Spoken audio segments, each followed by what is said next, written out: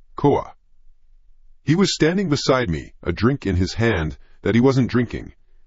I had my arm slung over his shoulder, pulling him into the frame, forcing him to be part of my triumph. He was smiling. But it wasn't a real smile. It was a mask. A thin, brittle thing stretched over a face full of pain. His eyes. I'd never noticed his eyes then. But now, projected 100 inches wide on my wall, I saw it. The bitterness. The betrayal. The quiet, simmering hatred.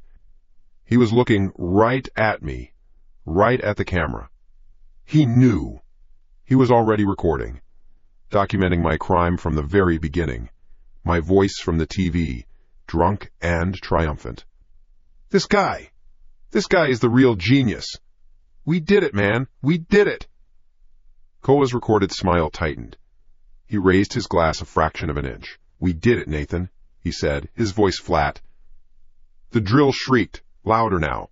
It had broken through the first tumbler. The video on the screen was Koa's proof. His opening statement to the jury of over 2,000 people who were now watching, listening, judging. He wasn't just telling them I was a thief, he was showing them. Showing my arm around the man I had destroyed. My celebration built on his ruin. It was a drill for the lock and a drill for my mind.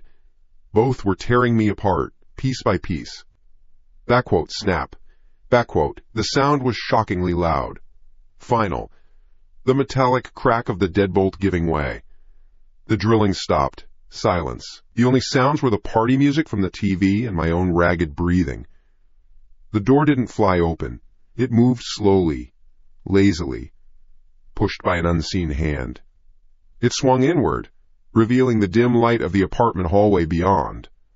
A figure stood in the doorway. A silhouette against the hallway light. It wasn't Koa. It was the other one. The one from the stairwell. The big one. He was huge, filling the entire doorframe. He wore a dark hoodie and a plain black face mask. His eyes were lost in the shadows of the hood. He just stood there for a second, a predator taking in the room. The fear that had been screaming inside me moments before died. It burned itself out, leaving nothing behind but a cold, hollow space. There was no adrenaline left, no fight, no flight. There was only the end. The final scene. Slowly, I pushed myself to my feet. My legs were shaky, but I stood up straight. I faced him. The party music from the TV provided a surreal, festive soundtrack for my execution. My younger self was probably high-fiving someone on screen. The big man took a deliberate step inside, letting the door swing closed behind him. It didn't latch. He moved with a heavy, quiet confidence. He wasn't in a hurry. The show was on his schedule. My voice came out as a cracked whisper. I cleared my throat, found a strange, detached calm. How much? I asked. The figure stopped, head tilted slightly. My question seemed to surprise him. How much is Koa paying you? I said, my voice clearer now, louder. I didn't know why I was asking. It didn't matter, but in the face of annihilation, my brain had latched onto the only question it could form. A business transaction. That I understood. The big man didn't answer. He didn't reach for a weapon. He didn't move toward me. Instead, he slowly raised his hand. In it, he held a phone. The screen lit up. It was on a video call. And looking back at me from the screen, smiling, was Koa.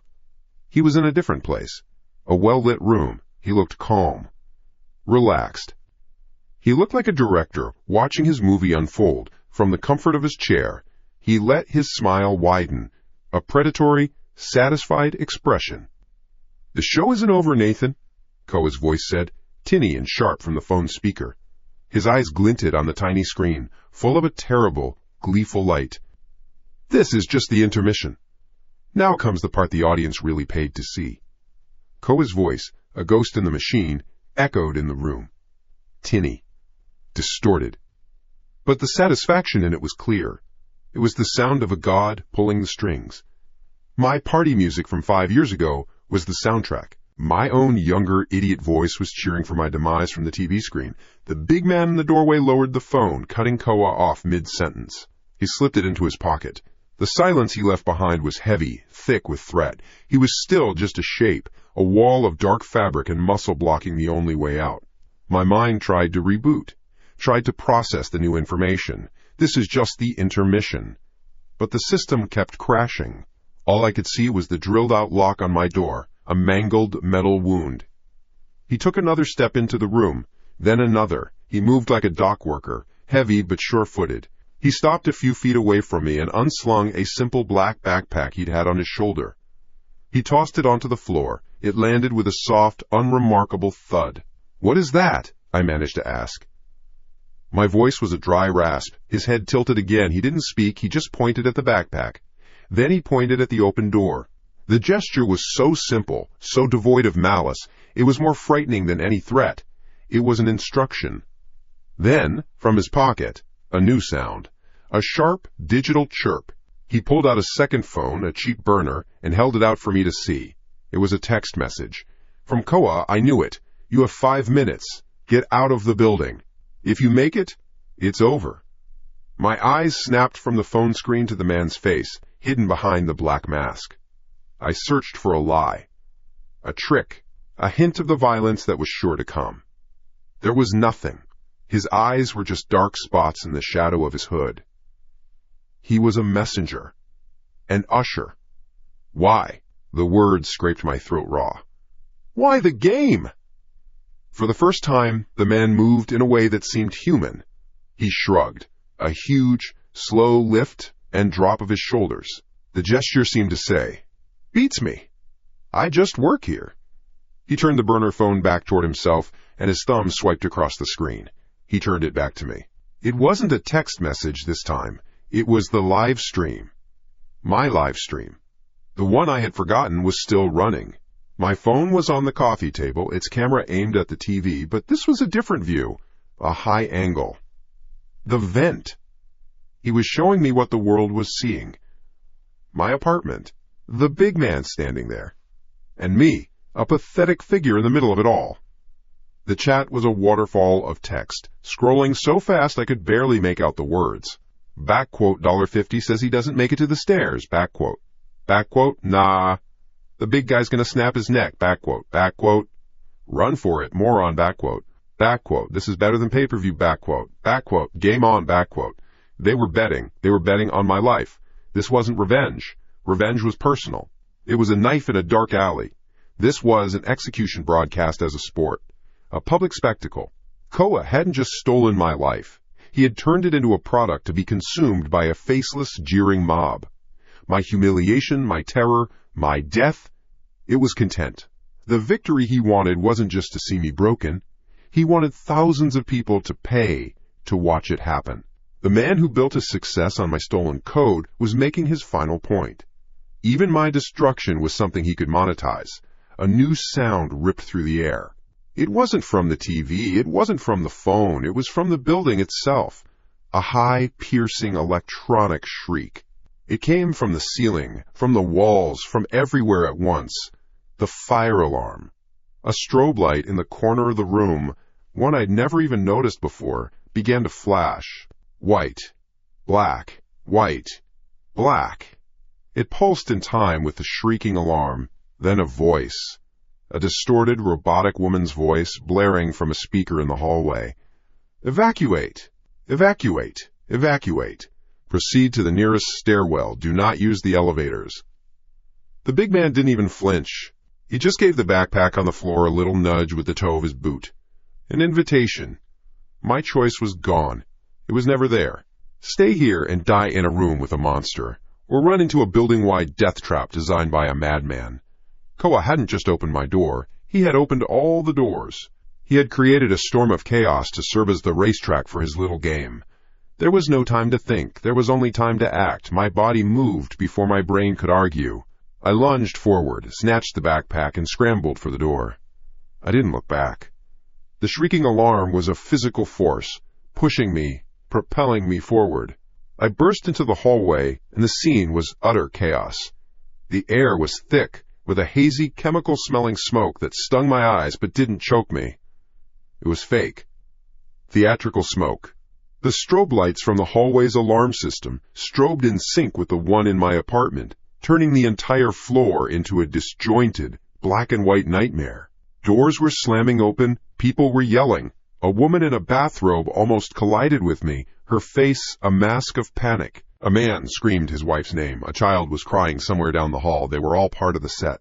Unwitting extras in my personal horror movie. I had to get to the stairs. The robotic voice kept repeating it.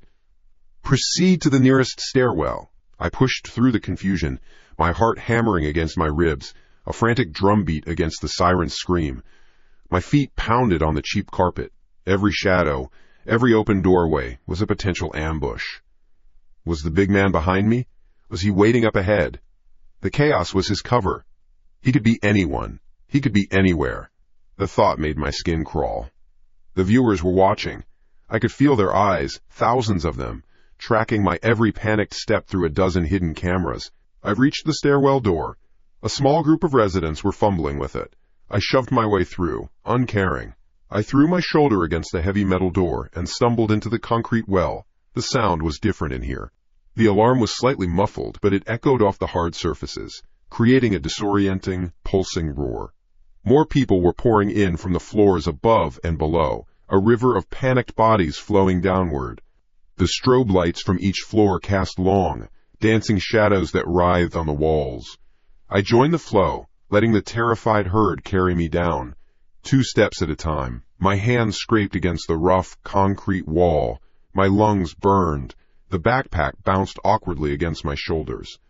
What was inside it? A weapon? A weight? A bomb? I didn't have time to check. I just had to keep moving. 5th floor. The number was stenciled in black paint. 4th floor. Someone tripped in front of me. I vaulted over them without a second thought. An apology died on my lips. Survival didn't have time for manners. 3rd floor. The smoke was thicker here, swirling up the stairwell. I could hear coughing all around me. A woman was sobbing. My own breath came in ragged, painful gasps. The thought hit me again, sharp as a needle. He's watching. Koa is watching this. He was probably sitting in a comfortable chair, maybe sipping a drink, enjoying the show, enjoying the data. 2nd floor. I could see the lobby door at the bottom of the next flight. A rectangle of brighter, clearer light. The exit. Freedom. The promise made in the text. If you make it, it's over. Hope, a stupid, treacherous thing, flickered in my chest. I pushed harder, shoving people aside. Sorry, I muttered, the words swallowed by the noise. The lobby. I just had to make it to the lobby. I hit the ground floor landing at a dead run and slammed my full body weight into the exit bar.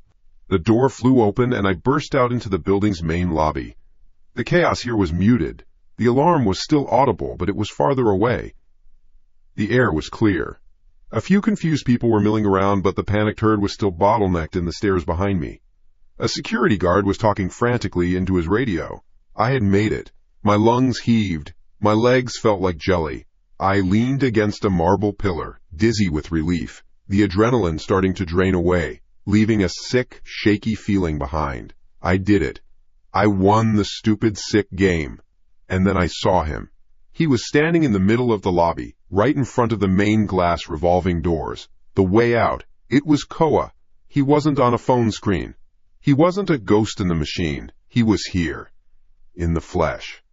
He was wearing a simple, dark jacket and jeans. He looked like he had just been out for a walk. He wasn't looking at the panicked residents or the security guard. He was looking directly at me. His face held none of the triumphant glee I had seen on the phone. None of the crazed, theatrical villainy. The smile was gone. His expression was perfectly calm, perfectly still. It was the face of a scientist observing the final results of a long and complex experiment.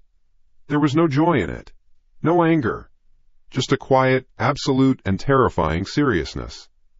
The game wasn't over. This wasn't the end. This was the prize.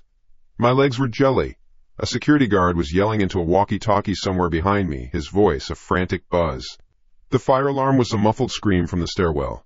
I leaned on a cold marble pillar, trying to get my lungs to work again. The air was clean here. The game was over. I had made it. And then I saw him. Koa. He wasn't a glitch on a screen. He was flesh and blood, standing by the big glass revolving doors. He wore a dark jacket, jeans, like he'd just stopped by on his way to get coffee. His eyes weren't on the panicked tenants trickling out of the stairwell. They were on me. The man who had orchestrated my terror stood there with the placid expression of a surgeon who had just completed a long, difficult operation. No anger, no joy, just a quiet, focused intensity that was 1,000 times more frightening than the big man's masked violence. My relief froze in my chest. This wasn't the trophy presentation. You think it was that simple? His voice was calm, cutting through the low hum of the lobby. No tinny distortion. Just his real voice. You think this was all some game just to humiliate you? I pushed myself off the pillar, every muscle screaming. The backpack felt like it was full of bricks. I took a step toward him, then another. My brain was still trying to reboot, trying to catch up. The rules had just changed again. What is this? I managed to get out. Koa didn't smile, he just tilted his head, a gesture of mild curiosity. That was just the entry fee, Leo. My entry fee. He nodded toward the backpack, still strapped to my shoulders. Open it. The command was so matter-of-fact it short-circuited my rage. I hesitated. My fingers fumbled with the zipper.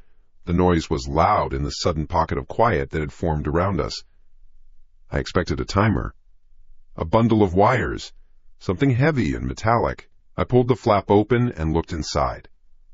Nothing. Well, not nothing. There was a single, sleek, black external hard drive, the kind you buy at any electronics store, and beneath it, a thin manila folder with a few sheets of paper. I pulled them out.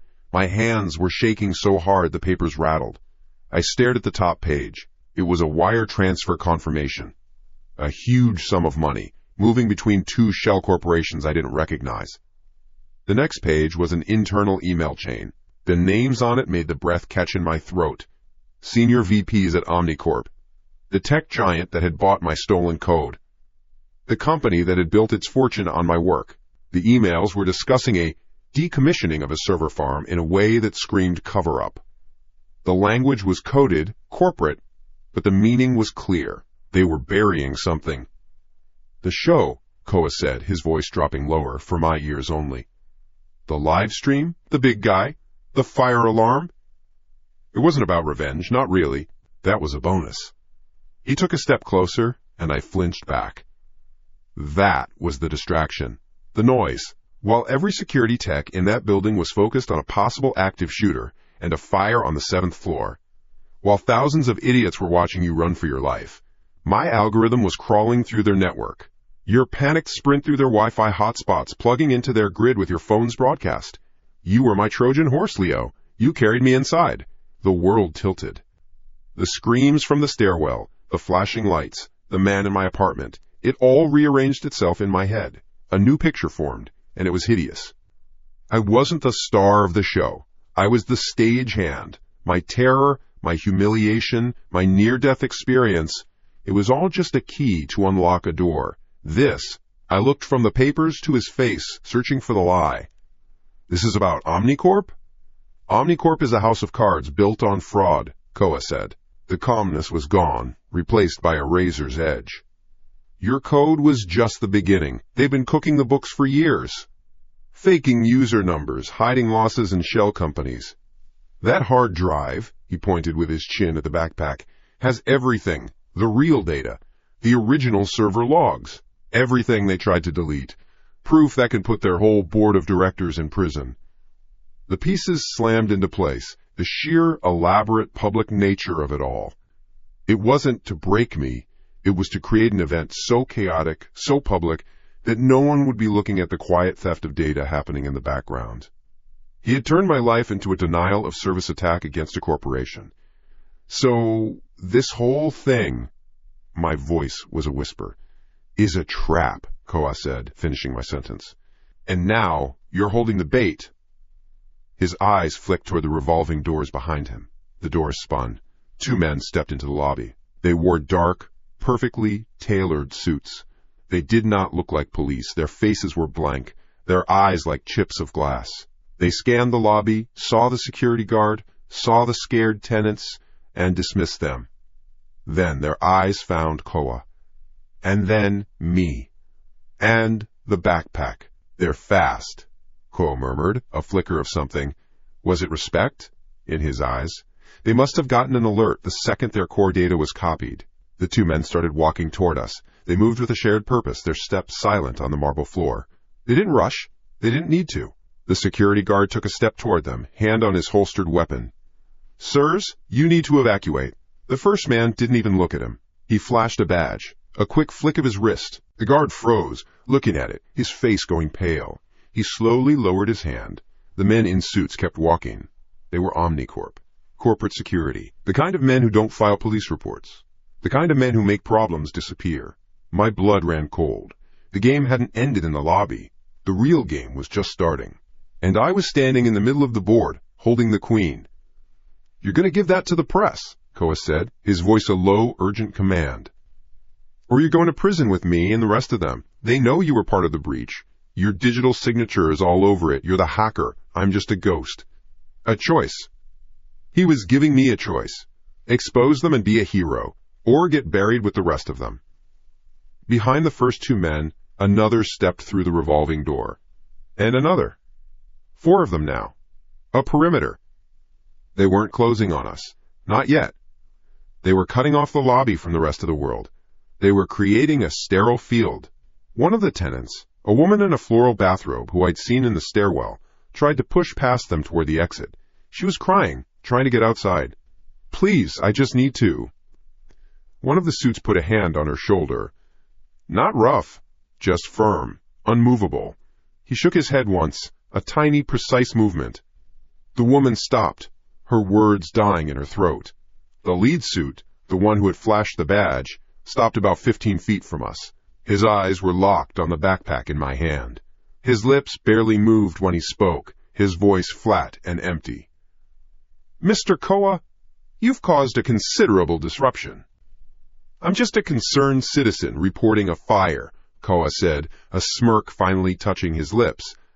"My friend Leo here was just helping with the evacuation." The man's eyes shifted to me. It felt like being weighed and measured by a butcher. "The drive," the man said, not to Koa, to me. "Hand it over, now." My heart was a fist hammering against my ribs. I looked at Koa. His face was a mask of cold calculation. He had planned for this. This was part of it. This confrontation. I clutched the strap of the backpack.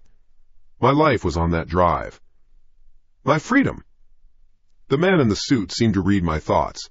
He sighed, a faint puff of air. It was the sound of a man bored with the predictable stupidity of others. He reached into his jacket. I braced myself. It wasn't a gun for me. It wasn't a gun for Koa. He pulled out a sleek black handgun with a suppressor screwed onto the barrel. It looked like a tool, not a weapon. He raised it, smoothly, without any theatrical flair, and aimed it squarely at the chest of the woman in the floral bathrobe. The lobby went silent. The distant siren, the whimpering tenants, the security guard's radio, it all vanished. The only sound was the blood roaring in my ears. The woman froze. Her eyes were wide, a perfect circle of terror. A small, confused whimper escaped her lips. She didn't understand. She was just trying to get outside. The man in the suit spoke again, his voice just as flat, just as empty. "Drop the bag, or she dies. Then the next one, and the next. We have all night." The air in the lobby was gone, sucked out by the hole in the end of the suppressor. It was a perfect black circle, a full stop. My eyes were glued to the woman.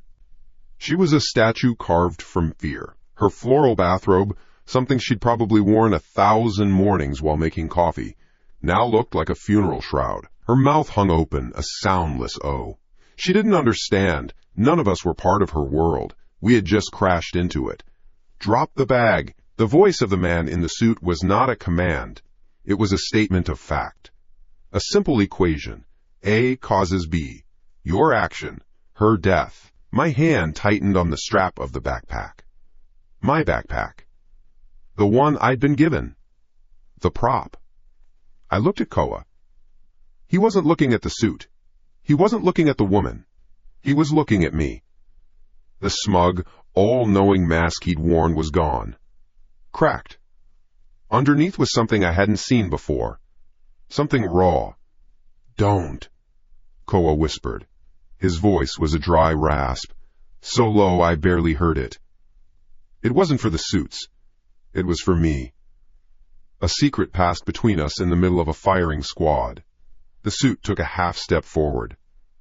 A deliberate, measured movement. The gun didn't waver.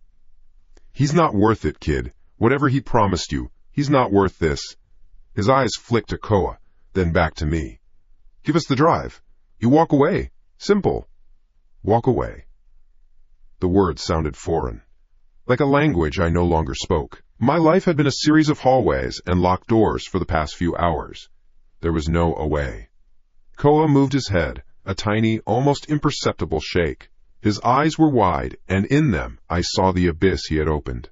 He had built this entire machine of terror, but now, watching it in action, he was horrified. He had summoned devils he couldn't control. His lips barely moved. "Leo, I know you're a bastard, but I know you're not a killer. Don't let them die." This was it, the real punchline. The architect of my torment was now begging for my conscience. The game master had lost the rulebook. The fire he'd set was about to burn down the whole city, and he was just another guy trapped inside, choking on the smoke. My brain finally caught up. It slammed into me with the force of a physical blow. The public spectacle, the live stream, the game. It wasn't just a diversion for a data heist. It was a challenge. It was Koa, the brilliant, arrogant coder, standing on the rooftop of the digital world and screaming at the monster in the penthouse, "Come and get me!" And the monster had come. These men in their perfect suits weren't Koa's actors. They weren't part of his elaborate script. They were the real thing. They were Omnicorp. The kind of problem solvers that corporate giants keep on a hidden payroll. Men who don't negotiate. They eliminate variables. Right now, the woman in the bathrobe was a variable. So was the security guard, who was frozen by the pillar, his face the color of ash. So was I. And so was Koa. He thought he was the puppet master, but he had just tangled his own string so badly he'd created a noose. He wasn't in control. He had never been in control of this part. This was the consequence. I looked at the lead suit. His eyes were patient. He had all the time in the world. He would stand there, gun aimed, until I complied or until his patience ran out. The result was the same. A body on the floor, then another. He was a machine, running a simple program. My heart was a drum solo against my ribs. I could feel the weight of both backpacks. The decoy, heavy in my hand. The real one, a solid, damning weight still strapped to my shoulders. My mind raced. 100 bad options. Throw the bag and run. They shoot the woman. They shoot me. Hand it over. I'm a loose end. They bury me with Koa. Do nothing. The woman dies anyway. There was no good choice. My gaze flicked from Koa's desperate face to the lead suit's empty one. Then to the big glass revolving doors. To the street outside. A city that didn't know this was happening. A choice. A different kind of choice. Not a choice between right and wrong. A choice between bad and worse. Koa's plan was a trap for Omnicorp. My terror was the key. He had used me. Now I would use his trap. I took a deep breath. It felt like my last. Okay, I yelled. My voice cracked. It sounded pathetic, frightened. Perfect. I held up the decoy backpack. The one from his game. It's here. You want it? It's here. The lead suit's eyes narrowed. A flicker of victory. He thought he had won. I didn't look at Koa. I couldn't. I yelled again, a raw, panicked scream. Here! And I threw it. Not at him. I put every ounce of my adrenaline-fueled strength into it, heaving the backpack not forward, but sideways. It spun through the air, a clumsy black projectile, and slammed into a huge, polished chrome planter in the far corner of the lobby. It hit with a loud, metallic clang and a puff of dirt. It was only a second. A single, beautiful second. But in that second, every head turned. The lead suit, his partners, even the frozen security guard. Their instincts screamed at the sudden motion, the loud noise.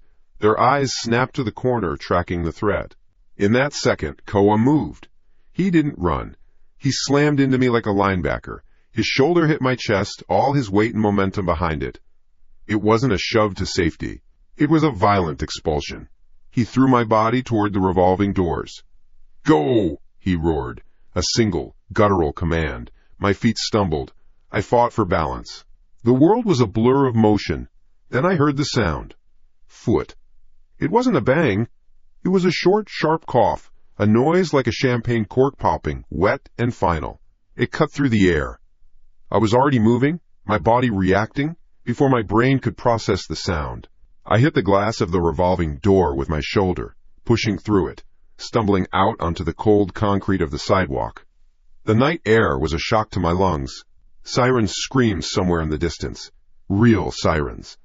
I scrambled for 5, 6, 10 feet before my legs would listen to me again. I stopped, gasping, and looked back. Through the pristine glass of the lobby doors, I saw the tableau. It was like a painting. A silent, awful masterpiece. Koa was on the floor. He was on his knees, slumping forward onto the polished marble. A dark stain was spreading across the back of his dark jacket. He wasn't moving. The lead suit didn't even look at him. He was already walking calmly toward the corner where the decoy backpack had landed. He scooped it up, his movements economical, efficient. Another suit was speaking into his cuff, his voice a low murmur I couldn't hear. They were ignoring the terrified civilians. They were ignoring the fallen man on the floor. They were a cleanup crew, and the spill was contained. The lead suit unzipped the backpack. He reached inside. He pulled out a handful of what was inside. It was paper, shredded office paper. Useless confetti. He stood there for a moment, looking at the handful of trash. His shoulders didn't slump. He didn't curse. He just stood there. Then, his head tilted back, and he laughed. It wasn't a loud laugh. It was a quiet, appreciative chuckle. The sound of a professional acknowledging a clever move from an opponent. The sound of a predator enjoying the hunt. He dropped the paper, and it fluttered to the marble floor like dead leaves. His eyes lifted, sweeping the lobby, and then they looked right through the glass, right at me. He couldn't see me clearly in the darkness, but he knew. He knew I was out there. A cold dread, colder than the night air, colder than the fear in the apartment, washed over me. My hand went up, reflexively, to my own back. My fingers brushed against the rough canvas and the thick straps. The real backpack, with the real hard drive, was still on my shoulders. He hadn't taken the bait. He had just eliminated the competition. The street was a smear of light and sound. My legs were numb pistons pumping on their own. My lungs were on fire. The backpack straps dug into my shoulders, a heavy, damning anchor. Don't look back. That was the only rule, the only thought my brain could form. Don't look back. Headlights washed over me. Horns blared. I was a ghost running through traffic, invisible to a city that was still alive. A siren wailed in the distance. It rose and fell like a predator's cry. Was it for the lobby? For Koa? Or was it for me? The question was a spark of ice in the furnace of my panic. It didn't matter. All sirens were for me now. I saw an opening, a black slash between two buildings. An alley. I veered hard, my sneakers slipping on the slick pavement. I hit the brick wall with my shoulder, the impact rattling my teeth. I slid down, my back scraping against the rough surface, until I was huddled in the dark. The air here was different. It smelled of stale beer, piss, and wet cardboard. The sounds of the city were muffled, distant. In here, there was only my own ragged breathing and the frantic drumming in my ears. I squeezed my eyes shut, and the image burned itself onto the back of my eyelids. Koa, on his knees, the dark stain spreading. The pop of the gun. Foot. A sound so small for something so final. My hand flew to my own backpack, the real one. My fingers fumbled with the zipper, clumsy and shaking. The metal teeth grated loudly in the quiet of the alley. I pulled it open and clawed inside, past a worthless textbook and a half-eaten protein bar. My fingers closed around it. A cold, hard rectangle of plastic and metal. The hard drive. It felt obscene in my hand. A piece of corporate data worth more than a man's life, worth more than Koa's life. I pulled out my phone. The screen was cracked, but it lit up. A small, holy light in the filth. I had an adapter. Koa had given it to me, just in case, he'd said, with that smug grin that I now understood was just a mask for sheer terror. I plugged the adapter into the phone, then the hard drive into the adapter. A notification popped up. External drive connected. My thumb hovered over the screen. What was I even looking for? Proof? Absolution? A way out? Me. The file list loaded. A mess of corporate-coded folders. Gibberish. And then I saw it. One file, separate from the rest. Sitting at the top, backquote, forleo.mp4, backquote. My breath caught in my throat. It felt like swallowing glass. My finger, moving with a will of its own, tapped the screen. The video opened. It was Koa, not the confident mastermind from the cafe, not the horrified man in the lobby. This was someone else. He was in his apartment, the one I'd helped him set up. He looked exhausted. His eyes were wide, dark circles under them. The camera was shaky, held at arm's length. He was talking to me. He was talking to a dead man. Leo, he started, his voice a dry whisper. If you're watching this, I'm dead. A car horn blared from the street, and I flinched, jamming the phone closer to my ear. I'm sorry, Koa said. The words were hollow, useless. I'm so sorry I dragged you into this. I was an idiot. A goddamn arrogant idiot. He let out a laugh, but it was a broken sound, full of static. I thought I was in control. I thought this was a game. My game. He looked away from the camera, at something in his apartment. His focus returned, sharper this time. Desperate. It started after you.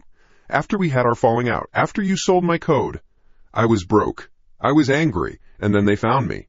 Omnicorp. Not with lawyers, Leo. Not with a lawsuit. They sent a guy in a nice suit, just like the ones you probably just met.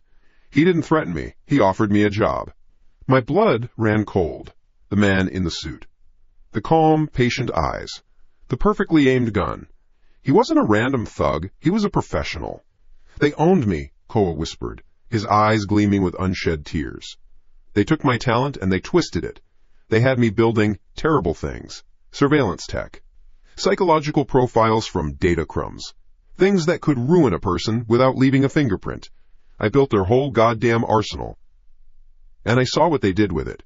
I saw who they went after. Journalists. Whistleblowers. Rivals. They didn't just beat them, Leo. They dismantled them.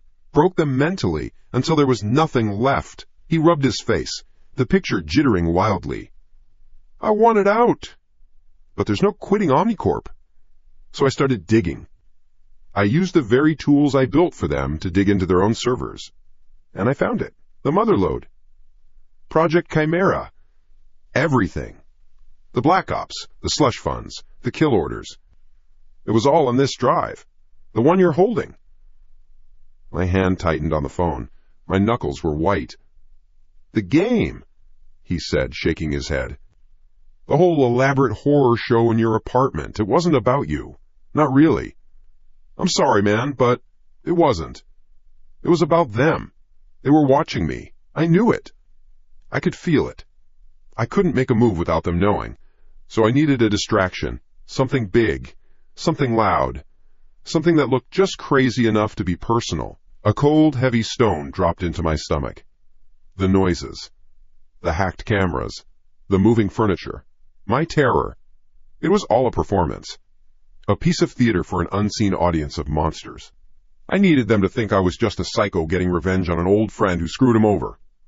Koa said, a bitter smile twisting his lips. I needed them to focus on you, on this little drama, so I had time to make my move. To get the data out. I used you, Leo. I used your fear as a smokescreen. And then it hit me. The flashpoint. The explosion in my head wasn't a sound. It was a sudden, sickening clarity. It was never about me. My betrayal, the stolen code, the anger, that was just the seed, the backstory, the excuse. I thought this whole nightmare was my cross to bear. My punishment. A story with me at the center. But I wasn't the center. I wasn't even a main character. I was a prop. A human-shaped diversion. A key he used to unlock a door, not caring if the key snapped in the lock. Koa was the real target. He wasn't the puppet master. He was another puppet, Just like me, his strings pulled by forces I couldn't even imagine. He had built a cage for Omnicorp, but he'd built it from inside their own prison. His grand plan wasn't an act of masterful revenge. It was a desperate, last-ditch scream for help from a man who was already dead. He had picked a fight with a god, and his only plan was to throw a rock and hope it left a mark before he was vaporized. And he had thrown me. On the screen, Koa's face was grim, the face of a man looking into his own open grave. "They're not going to let this go," he said, his voice dropping lower, more intense. "They don't leave loose ends. And now you're the biggest loose end of all, so listen to me. Listen very carefully." I leaned in, the plastic of the phone cold against my ear. The world had shrunk to this tiny, glowing screen in a dark alley. "You can't go to the cops, Leo." The words hung in the air. "Why?" I mouthed, the sound lost in the damp air. As if he heard me, Koa leaned closer to his camera. "Because I didn't trust anyone. Not them. Not the feds. Not even you, really. I had to make sure the data got out no matter what, so I built one last thing. A dead man's switch." A tremor started in my hand, traveling up my arm. "The drive is rigged," he said, his voice flat, devoid of all emotion. "It's tied to a network of dead drops and encrypted servers. If you take this drive to the authorities, if they plug it into any of their systems, it'll trigger an upload. But not just a Project Chimera." He stared right into the camera, right through the screen, right into my eyes. His face was a death mask. "It will also send a second, separate package to every major news outlet, every conspiracy blog, every fringe message board on the planet. A package with everything. Every email between us planning the haunting. The receipts for the cameras I had you buy, the audio of you screaming, the code I wrote to manipulate your smart home, all of it. It'll paint you as my willing accomplice in a psychological terror campaign. They'll call you a monster. You'll be the ghoul who helped torture himself for a data heist. No one will ever believe you. You'll never be clean again." The phone slipped from my numb fingers, clattering onto the grimy asphalt. The video kept playing, Koa's tiny, tinny voice echoing up from the ground. I was trapped, checked from every possible angle. If I went to the cops, my life was over. If I went to Omnicorp, my life was over. If I did nothing, they would find me, and my life would be over. Koa hadn't just used me as a diversion. He had turned me into the bomb. He had handed me the trigger and made sure I had nowhere to run. I looked down at the phone. Koa's face was still on the screen. He offered one last, tired, broken smile. "Good luck, old friend. My name is Mark. It's not. I live in a one-bedroom apartment in Cleveland. I don't. 6 months have passed since I ran from that alley, since Koa's face on my phone screen became a ghost. 6 months of a life built from cash and lies. I work at a warehouse, lifting boxes. The work is hard. The pay is bad. It's perfect. It keeps me tired enough to sleep. Almost. Every night, the routine is the same. I get home. I lock the door, the deadbolt, and the chain. I eat a frozen dinner that tastes like cardboard and regret. Then I open my laptop. I don't check emails. I don't look at social media. I check the news. Local, national, international. I search for Omnicorp, for shooting, for Koa's name. Nothing. Ever. It's like it never happened. A building lobby painted with a man's life, and the world just wiped it clean. They mopped it up and moved on. The silence is louder than any gunshot. It's a confirmation. They are that powerful. And I am this small. I close the laptop. The quiet of the apartment settles around me. It's a cheap place. I can hear the couple next door arguing about money. I can hear the traffic on the highway a few blocks away. These are normal sounds. Safe sounds. I hold the hard drive in my hand. It lives in a sock in the bottom of my drawer. A cold, dead weight. Koa's coffin and my leash. I put it back and try to forget it exists until tomorrow. Today, the mail came. Junk mail, mostly. Credit card offers for a man who doesn't exist. A flyer for a pizza place. And a postcard. It was face down on the counter. I almost threw it out with the rest of the garbage. But I saw there was no address label. No stamp. Someone had to have put it in my box. By hand. My fingers felt numb. I picked it up. The front of the card was a photograph. A dark, empty theater. Dust motes hung in the air. In the center of the stage, a single wooden chair sat under a single, harsh spotlight. Nothing else. The image made my skin crawl.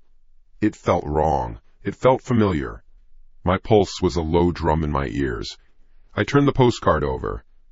The back was blank, except for one sentence, written in the center in neat, precise ink. The handwriting was perfect, unmistakable, the same sharp, clean loops I'd seen on 100 scraps of code. It was Koa's handwriting. The audience is still waiting. The postcard slipped from my fingers. It fluttered to the floor, landing face up. The empty stage stared at me. Who? Who was the audience? The men in suits? The ones who cleaned up the mess? Had they been watching this whole time? Watching me lift boxes and eat bad food and check the news like a rat in a maze? My breath came in short, sharp bursts. I needed to run. Pack a bag. Go. Now? But where? They found me here. A new name. A new city. How? A chime from my laptop. I froze. It was an email notification. I never got emails. The account was a burner, used for nothing. My blood turned to ice. My feet wouldn't move. I stared at the screen, at the small white envelope icon on the taskbar. Slowly, like I was moving through deep water, I walked to the table. I sat down. My hand was shaking as I moved the trackpad. I clicked. The inbox opened. One new email. The sender was blank. The subject line hit me like a physical blow. Subject: you have a new memory from 6 months ago. No, it wasn't possible. It was a joke. It had to be. My thumb twitched, my mind screaming to close the laptop, to smash it, to throw it out the window. But I couldn't. I had to know. I clicked it open. There was no text. Just an attachment. An image file. _ your _safe _ space .jpg . My heart hammered against my ribs. I knew what it was before the picture even loaded. The click felt like pulling a trigger. The image resolved. It was me. Asleep in my old apartment. The one from before. The one Koa had turned into a haunted house. The photo was taken from the foot of my bed. The angle was low. My mouth was slightly open, my face slack. Helpless. It was the same picture I had found on my phone that first night. The one that started everything. I pushed back from the table so hard the chair shrieked against the linoleum and tipped over. I backed away, my eyes locked on the screen. On my own sleeping face. This wasn't a memory they had found. This wasn't something they dug up from Koa's files. This was new. This was now. The email. The postcard. They weren't threats. They were messages. Reminders. The whole elaborate horror show in my apartment. It was about them. Koa's words from the video echoed in my head. I needed them to focus on you. On this little drama. My blood ran cold. The drama never ended. The audience wasn't just Omnicorp. I was the audience. They wanted me to watch. They wanted me to remember what they could do. Koa thought he was the director of his little play, but he was just an actor who got killed off in the first act. The real directors were still in the booth, and they had decided to keep the show running. For an audience of one. The hard drive. The dead man's switch. It wasn't a threat to them. It was never a threat. It was a control mechanism. A beautiful, perfect trap. If I leak it, I'm a terrorist, a monster, and the data is buried under the scandal of my own making. If I go to the cops, same result. If I do nothing, this slow, unraveling torment. A lifetime of postcards and emails from the grave. A game of cat and mouse where the mouse knows he's in a cage and the cat just enjoys watching him run. I was never a loose end. I was the epilogue. The living, breathing proof of their power, a ghost they could haunt whenever they got bored. I began to laugh. A dry, scraping sound that tore at my throat. It wasn't funny. It was the only sound I could make that wasn't a scream. I was a puppet. Koa had cut my strings, and I fell right into their hands. I thought I was free. I was just in a bigger box. The laughter died. I stood in the middle of my small, cheap room. The sun was going down. The shadows grew long. There was nowhere to run. There was nowhere to hide. There was only waiting for the next message, the next reminder. That night, I didn't sleep. I couldn't. I lay in bed, staring at the ceiling, my body rigid. Every creak of the building, every car that passed was them. Every shadow in the corner of my eye was a figure. 1 o'clock.